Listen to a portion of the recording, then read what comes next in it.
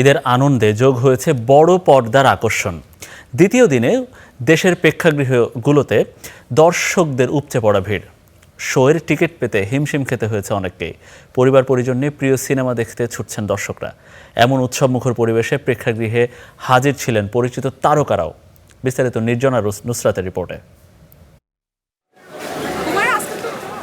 ঈদের আনন্দ মানেই পরিবার ঘুরে বেড়ানো আর একটু বাড়তি বিনোদন, আর সেই বিনোদনের বড় অংশ জুড়েই এখন সিনেমা হল। ঈদের দ্বিতীয় দিনেও দেশের বিভিন্ন প্রেক্ষাগৃহে ছিল দর্শকদের উপচে পড়া ভিড়। সকাল থেকে রাত প্রায় প্রতিটি শোই ছিল হাউসফুল, আর দর্শকদের উচ্ছ্বাস যেন উৎসবকে দিয়েছে ভিন্ন এক মাত্রা। এই ভিড়ের মধ্যেই দেখা মিলেছে পরিচিত মুখেরও। জনপ্রিয় লেখক আনিসুল হক এবং অভিনেত্রী আজমেরি হক বাঁধন পরিবার নিয়ে সিনেমা উপভোগ করতে এসেছিলেন প্রেক্ষাগৃহে।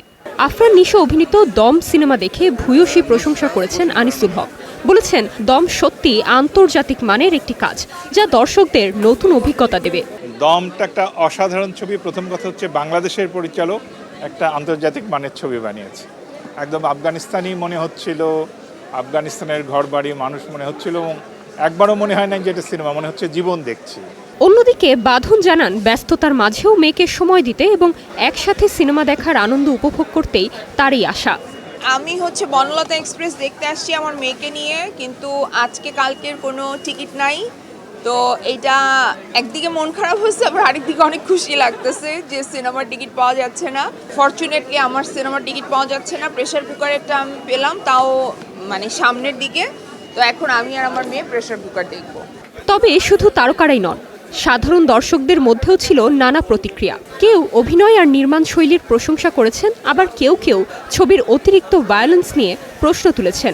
ট্রেলার দেখে ভালো লাগে না, কারণ হচ্ছে ভায়োলেন্স বেশি, যে ফ্যামিলি মেম্বার্সের সাথে এগুলো দেখাটা মিলে না। এর জন্য ফ্যামিলি মুভি আমরা আসলে চাচ্ছিলাম ঈদে একটু ফ্যামিলি টাইম স্পেন্ড করার জন্য, দ্যাটস ওয়াই বনলতা এক্সপ্রেস দেখতে এসেছি।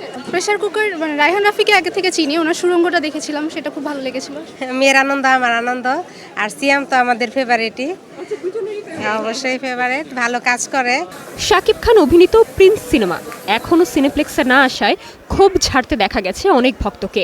প্রিন্স দেখার ইচ্ছা আছে, ভালোই লাগে, সবসময় দেখা হয়। বাংলাদেশের স্টার যেহেতু, উনি নাম্বার 1 স্টার, তো ওনার মুভি ভালোই লাগে।